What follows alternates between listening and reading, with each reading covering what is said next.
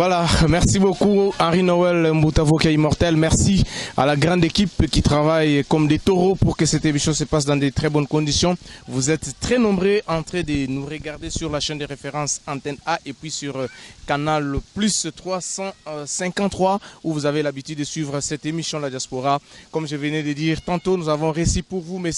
Isidore Collin qui est membre de l'Organisation mondiale contre la torture au niveau de l'Afrique subsaharienne. C'est lui qui est notre invité dans cette émission. Nous parlons avec lui concernant bien sûr le pratique des tortures qui prévaut dans plusieurs pays dans le monde. Donc c'est pourquoi nous sommes avec lui. Nous continuons. M. Isidore, comment l'OMCT, l'Organisation mondiale contre la torture, accompagne-t-elle les victimes liées à la torture dans le monde? Alors nous avons eu un accompagnement basé sur 4 piliers. Le pilier médical, donc nous apportons une aide médicale aux victimes. Nous leur donnons l'accès aux soins, où nous nous aidons à payer les soins médicaux, parce que nous n'avons pas de médecins nous-mêmes. Nous leur donnons un accès aux soins psychologiques, ça c'est le deuxième volet. Donc on leur permet de pouvoir aller rencontrer un psychologue ou un psychiatre pour se faire accompagner. Ensuite, nous avons un accompagnement légal. Donc je vous disais tout à l'heure que moi, mon rôle, c'est de rédiger des plaintes.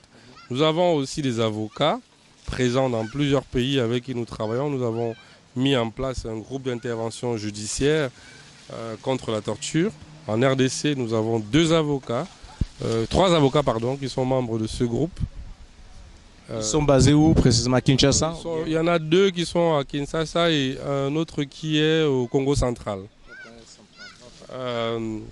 Le Congo, il est trop grand. Oui. Vous aussi pensez peut-être embaucher même 4, 5, 6 avocats? Non, en fait, nous n'embauchons pas des avocats. C'est des avocats qui travaillent avec nous de manière bénévole. Donc, en effet, on est ouvert à des propositions. S'il y a des avocats dans d'autres parties de la RDC qui sont disponibles à pouvoir nous aider à accompagner des victimes, nous sommes très, très heureux de collaborer avec eux. Ça, c'est un message que vous lancez aussi à tous les avocats qui vous suivent, parce que là, on est suivi, c'est l'émission la plus suivie de la République démocratique du Congo, une émission de la diaspora congolaise, mais qui est très, très suivie. Là, c'est un message aussi que vous pouvez lancer à tous les avocats qui vous suivent en Sénégal. Oui, je suis très ouvert à pouvoir collaborer avec tous ceux qui, dans la diaspora comme en RDC, veulent nous aider à accompagner les victimes, à déposer des plaintes pour les victimes, à les défendre devant les tribunaux bénévolement. Pour nous, cela serait un grand honneur de pouvoir collaborer avec vous. Et donc ça, c'est le 3e pilier, l'aide légale. Et enfin, nous avons un pilier social qui permet d'aider les victimes à pouvoir se réinsérer dans la société. Parce que très souvent, quand les gens sont torturés, ils sont aussi privés de leurs ressources. On leur arrache leurs biens, leurs parcelles.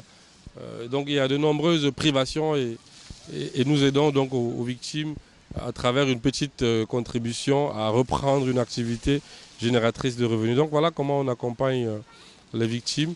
Maintenant, nous sommes en train de travailler à pouvoir aider les victimes à ne pas seulement être des victimes, mais des survivantes actrices du mouvement et de la lutte. C'est-à-dire que nous souhaitons que les victimes qui ont pu se restaurer, qui ont pu retrouver leurs capacités, puissent elles aussi devenir des agents de plaidoyer, des agents de sensibilisation, afin que le plus grand nombre de gens puissent écouter l'expérience des personnes qui ont de manière directe subi des actes de torture.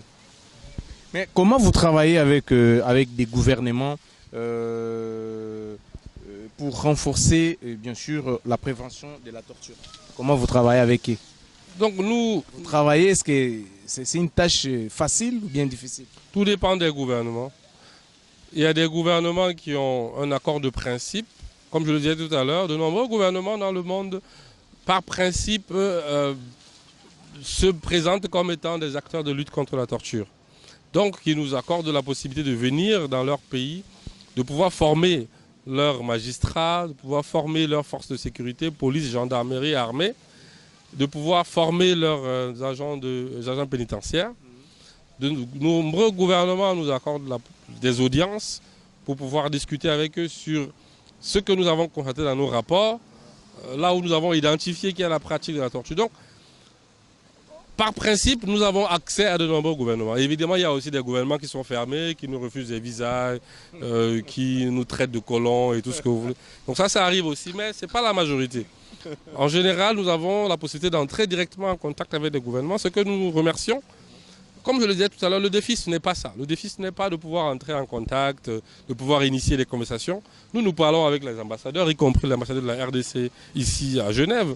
Le défi, ce n'est pas ça. Le défi, c'est le terrain, c'est la pratique, c'est la réalité.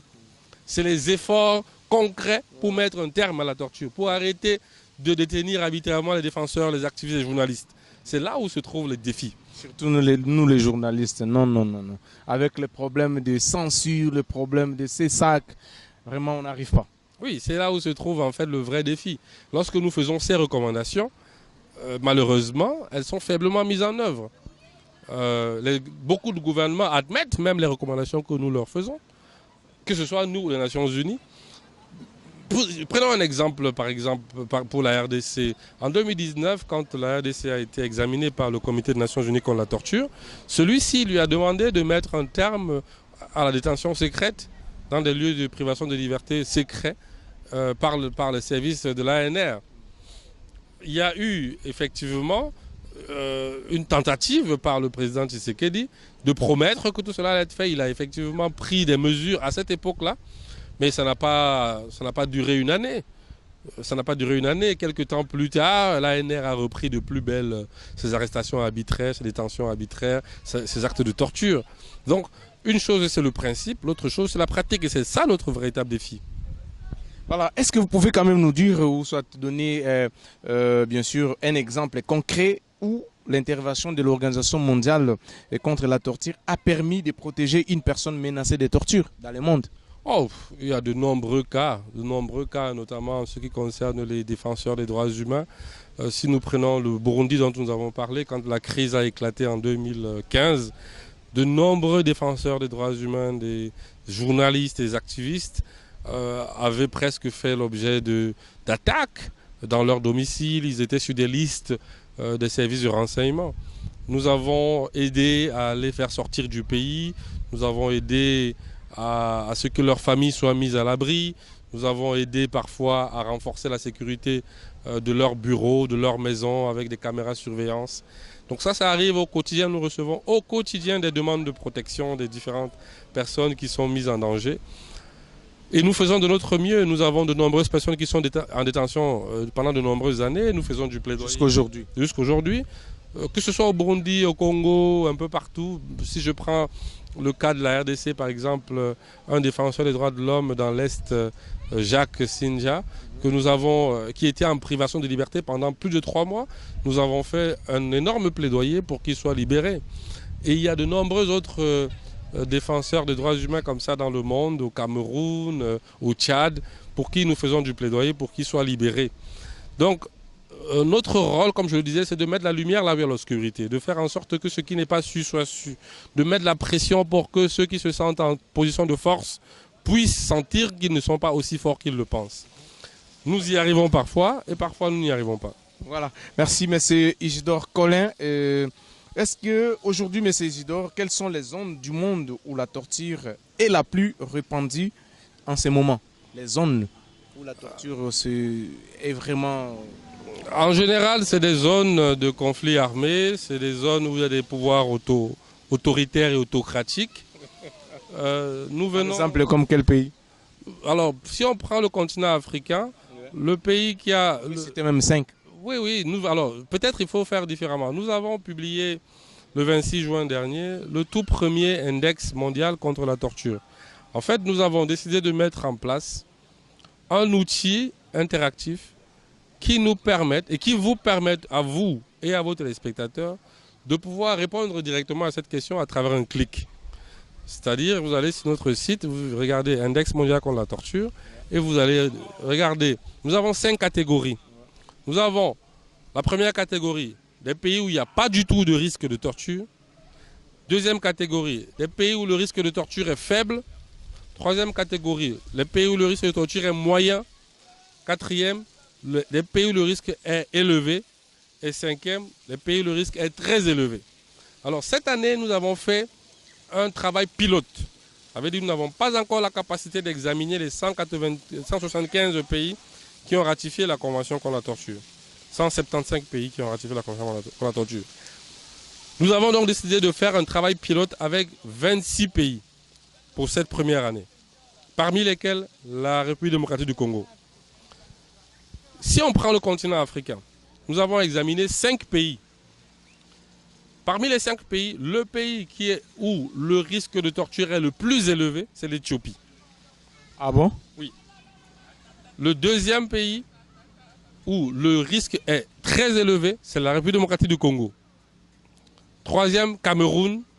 Quatrième, Nigeria. Cinquième, Togo. Ça, ce sont les 5 pays qu'on a examinés. Et par ordre, donc, le Togo est en bas parce qu'au Togo, le risque est moyen. Mais il y a aussi des manifestations à créer actuellement, là où on tabasse, on arrête des gens. Peut-être que vous n'avez pas encore vos correspondantes qui sont là-bas, ils ne vous ont pas encore donné ces chiffres. Non, c'est pas comme ça qu'on examine. Il y a une méthodologie pour examiner. On arrête et on tabasse des gens partout. Si on devait simplement s'arrêter à ça, alors tous les pays du monde seraient dans cette dynamique. Donc nous avons une méthodologie qui permet de classifier les différentes manifestations de la torture. Par exemple... Donc tabasser c'est bien, on peut arrêter quelqu'un, on les tabasse. C'est ce que je dis. Ça, ce n'est qu'un aspect. Les gens qui sont... La torture qui est pratiquée par la police pendant des manifestations ou par d'autres moyens, ça, ce n'est qu'un caractère. Mais il n'y a pas que ça pour... La torture, c'est vraiment plusieurs facettes. Il y a par exemple les prisons. On parlait tout à l'heure de la prison de Makala. Donc il y a des pays dont les prisons sont pires que d'autres. Donc les conditions de détention, la situation des personnes vulnérables, les femmes, les enfants, etc. La question des migrants, par exemple, est examinée. La question de l'engagement politique de l'État. Est-ce que l'État a ratifié les conventions internationales? Est-ce que l'État a pris l'engagement pour adopter des lois, pour créer des institutions, etc. Donc on prend tout cela ensemble. C'est plusieurs critères qui permettent de déterminer où est-ce que c'est plus élevé ou est-ce que c'est moins élevé. Donc effectivement, dans un secteur, comme par exemple les manifestations pacifiques, il peut avoir un niveau très élevé de torture, mais dans un autre secteur, il est moyen et mis ensemble, ça pondère un peu le chiffre qu'on vous attribue. Okay. Merci beaucoup. Mais comment la collaboration avec d'autres ONG et institutions internationales ou États renforce-t-elle vos actions? Donc nous travaillons aujourd'hui dans un consortium mondial avec les plus grandes organisations spécialisées sur la lutte contre la torture. Ça s'appelle le consortium United Against Torture, uni contre la torture. Ce qui nous permet de mettre ensemble nos ressources, nos capacités, nos connaissances. Et de manière, on va dire, horizontale, c'est-à-dire sans qu'il y ait un leader et un suiveur. De manière horizontale, on fait une certaine complémentarité dans la capacité. Par exemple, nous avons une expertise en matière de contentieux, c'est-à-dire de poursuite judiciaire. Une autre organisation a une expertise en matière de prévention. On se met ensemble, vous faites de la prévention, moi je fais le contentieux. Une autre organisation a de l'expertise en matière de formation, on se met ensemble, etc. Donc aujourd'hui, nous avons cet espace de travail entre les organisations internationales et les organisations nationales. Nous faisons énormément de renforcement de capacités pour permettre aux organisations nationales d'avoir les mêmes capacités, les mêmes connaissances que nous, afin de faire le travail beaucoup plus efficace au niveau national. Ensuite, avec les États, nous faisons du plaidoyer, comme je le disais tout à l'heure. Nous sommes très ravis que de nombreux États nous accordent une oreille attentive. C'est-à-dire qu'ils considèrent que nous sommes des acteurs sérieux qui ont la capacité de pouvoir leur dire où est-ce qu'ils font bien, où est-ce qu'ils font mal et comment ils doivent améliorer.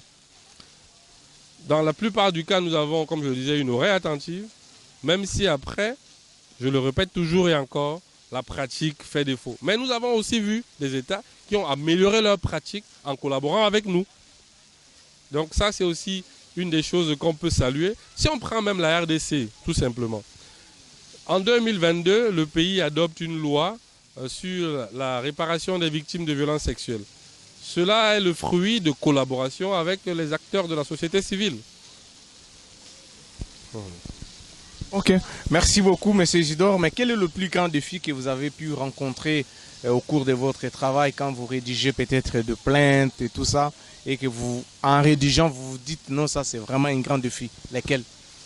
En fait, comme je le disais tout à l'heure, en ce qui concerne la RDC, mais ça on peut le voir partout dans le monde, c'est le sentiment de recommencement perpétuel. On fait énormément de travail avec la société civile nationale, avec les gouvernements, et on voit évoluer dans plusieurs pays le mouvement de lutte contre la torture. On voit changer des lois, on voit reformer des institutions. Et c'est dramatique quand au milieu de tous ces efforts, un conflit armé, un coup d'État, une modification constitutionnelle de constitution arrive et que ça nous fasse recommencer à zéro, exactement comme si on n'avait jamais rien fait depuis 10 ans, 15 ans, 20 ans. Ça, c'est épuisant. On aurait vraiment aimé que la courbe soit montante, que les États puissent apprendre, s'accaparer, s'approprier de tout cela, et que ça ne fasse pas l'objet de dénonciation tout le temps, de recommencement. Ça, je pense que c'est un défi énorme. Comme je le disais pour la RDC, si vous regardez les 10 dernières années, il y a eu beaucoup de nouvelles lois qui ont été adoptées, beaucoup d'institutions créées, d'énormes progrès. Si on prend même seulement, nous avons publié en 2024 un rapport sur la désillusion du président actuel. Parce que quand il a été élu en 2019, il y avait beaucoup d'espoir, de changements, etc. Des engagements, des promesses. Et Ils sont restés... qui sont, comme je dis, des illusions, qui n'ont pas tenu leurs promesses. Et ça, c'est des découragements parce qu'on se dit, mais tout ça, si c'est pour revenir à la case départ, c'est pas la peine. C'est pas la peine. Mais comment voyez-vous aujourd'hui l'évolution de la lutte contre la torture dans les prochaines années dans le monde? Je pense que nous sommes à une phase charnière de l'humanité tout entière. Mais si on parle de l'Afrique, je pense que nous sommes dans un défi générationnel. Vous savez, Frantz Fanon disait chaque génération a l'obligation d'identifier son combat, de le trahir ou de le faire. Donc nous avons l'obligation, nous, notre génération, c'est notre moment de pouvoir faire notre part. Et en matière de lutte contre la torture, c'est le moment. Nos pères ont payé de leur vie. Ceux qui nous ont obtenu l'indépendance ont payé de leur vie pour que nous soyons libres. Ensuite, ceux qui nous ont obtenu la démocratie ont payé de nos vies pour que nous soyons démocrates, qu'on ait des lois, des partis politiques, etc. Maintenant, c'est le temps de notre génération de payer de notre vie, de notre liberté, de notre conscience, de tout ce que nous pouvons donner pour être des hommes dignes, afin qu'on puisse regarder les Africains égaux à tout le monde. Parce que ça, c'est le défi de notre temps. Nous n'avons pas un autre défi. Nous avons accès à la science, à la technologie, à la connaissance, comme tous les autres peuples du monde entier. Le défi de notre génération, c'est de faire tout pour que l'Afrique ne soit pas moquée à cause d'une pratique généralisée, systématisée de la torture. Parce que alors on nous regarde comme des animaux. Mais pourquoi vos parents sont morts? Vraiment. Donc ça, c'est le défi de notre génération. Voilà, fidèles téléspectateurs, comprenez, c'est avec beaucoup d'émotion parce que nous recevons, je peux dire comme ça, mais c'est Isidore qui est l'un des membres de l'Organisation mondiale contre la torture, qui est en train bien sûr de donner toutes ces explications, tous ces détails par rapport à ces fléaux, qui est en train de battre un record, surtout dans nos pays respectifs. Donc je pense bien que les autorités qui sont en train de nous regarder en ce moment, ils sont en train bien sûr aussi de leur côté tirer quelque chose à travers cette émission La Diaspora. Mais c'est Isidore, nous sommes en train de chuter et il nous reste que des petites questions. Quels sont selon vous les changements nécessaires à l'échelle mondiale pour éradiquer la torture à l'échelle mondiale? À l'échelle mondiale, disons qu'il y a un besoin de leadership, d'un leadership mondial éclairé. Vous savez, au sortir de la Deuxième Guerre mondiale, le monde s'était engagé à ce que cela n'arrive plus jamais. Ils avaient dit plus jamais ça. Les Nations Unies ont été créées, de nombreuses institutions, des lois, des conventions ont vu le jour, parce que tout le monde avait pris conscience que la guerre allait détruire notre humanité commune. Donc, aujourd'hui, nous sommes à un tournant. Un tournant. Les guerres partout. Les guerres reprennent de plus belle. Les autorités de plusieurs pays ont le sentiment d'une toute-puissance. Et on semble oublier que tout cela, ce n'est pas simplement une menace pour l'ennemi, c'est aussi une menace pour nous-mêmes et c'est une menace pour l'ensemble de l'humanité. Donc, je dirais que nous avons besoin d'un leadership mondial éclairé, de leaders qui sont conscients qu'ils ne sont pas seulement leaders de leur peuple, mais qui sont leaders de toute l'humanité, et que chacune de leurs décisions a une incidence sur la préservation ou pas de cette humanité, sur la sacralisation, la sacralité de notre dignité humaine. Ça, c'est pour moi le plus important en ce moment. Ensuite, nous avons besoin d'une mobilisation, parce que cela ne peut pas être qu'une histoire de leader. Il faut que toutes les strates de la société mondiale, de tous les peuples, puissent se mobiliser pour la lutte contre la torture. Chacun à son niveau. Si vous êtes un journaliste, faites votre travail pour éviter de faire la propagande, d'instrumentaliser les gens, mettre les gens les uns contre les autres, de la division. Si vous êtes un juriste comme moi, faites votre travail, écoutez les victimes, documentez, soutenez-les. Si vous êtes un politicien, alors rassemblez, ne divisez pas. Écoutez les peuples, trouvez des solutions ingénieuses pour les peuples. Donc, à ce niveau, tout le monde a une responsabilité pour que notre humanité commune soit préservée. Autrement dit, nous serons effacés de la surface de la Terre. Voilà, merci. Nous sommes arrivés à la fin, fidèles téléspectateurs. Des bonnes choses, ne dire jamais. Nous sommes à Genève, précisément à la place des Nations, où nous sommes venus, bien sûr, à la rencontre de celui qui a fait bouger le monde à travers l'Organisation mondiale contre la torture. Il s'appelle bel et bien M. Isidore Collin, qui était notre invité dans cette émission La Diaspora. Un petit message, vous avez été aussi à Kinshasa, peut-être, je dirais, un bonjour, je ne sais pas moi, Lingala. Ça fera aussi plaisir à tous les téléspectateurs qui sont en train de te regarder en ce moment sur la chaîne de référence Antenne A. Donc je dirais Mbote, Malamou, ça c'est tout ce que je sais. Mais... Oliaki Foufou, non? Oui. Oliaki Foufou? Oui, comment on dit oui? Oui. Oui. Oliaki Nani? Comment on dit ça? Saka Saka. Hein? Pundu. Pundu, oui. T'as aimé là-bas? Oui. T'as aimé Kinshasa?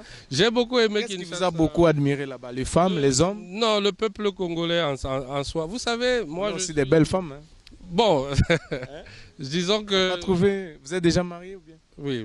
Ah ouais, bon, excusez-moi, hein. Madame, excusez-moi, mais vous aussi qui me regardez, il est déjà marié. Hein. Désolé. Okay. Merci beaucoup. Non, je pense que je peux dire un dernier mot de réconfort au peuple congolais. Ce qui se passe est très difficile pour le Congo, mais aussi pour toute l'Afrique. Chaque Africain ressent, parce que le Congo, c'est au cœur de l'Afrique, c'est le cœur de l'Afrique. Donc ce qui se passe au Congo touche chaque Africain, qu'il en soit conscient ou pas, nous touche chacun. Et tant que le Congo va saigner, nous ne serons pas en paix, nous tous. Alors nous vous envoyons beaucoup de réconfort, de solidarité et nous espérons que vos leaders, comme je le disais tout à l'heure, vont prendre conscience que leur rôle, ce n'est pas de diviser, ce n'est pas de s'enrichir, de profiter, mais c'est de pouvoir soigner le Congo, c'est de pouvoir soigner l'Afrique, c'est de faire en sorte que tous ensemble nous puissions être un peuple uni et fort. Donc nous disons à toutes les victimes de torture, de violences sexuelles, de détention arbitraire, que nous sommes avec elles et que nous espérons que tout ça va s'arrêter bientôt. Voilà. Merci beaucoup, fidèles téléspectateurs. Nous sommes arrivés à la fin de notre émission La Diaspora. Vous étiez très nombreux pour nous suivre à travers le monde entier. Merci infiniment à la crème des crèmes Janine Eya Lebonkono. Merci également à Henri-Noël Moutavokia. Merci à la grande équipe d'Antenne A. Merci à toi, Dieu. Merci Tantou. Et bon rétablissement aussi à Liskaka qui est de retour. Merci Frangin. Donc nous sommes de cœur avec vous. Moi, votre humble serviteur William Tshisekedi. Je vous retrouve prochainement, bien sûr, avec d'autres invités. Mais M. Isidore, ne manquez pas. S'il y a quoi que ce soit, n'hésitez pas, nous sommes là à votre disposition. Nous viendrons toujours à votre rencontre pour que vous puissiez quand même faire passer le message de l'Organisation mondiale contre la torture. D'accord, merci beaucoup en tout cas et à très bientôt. Voilà, merci, ciao ciao.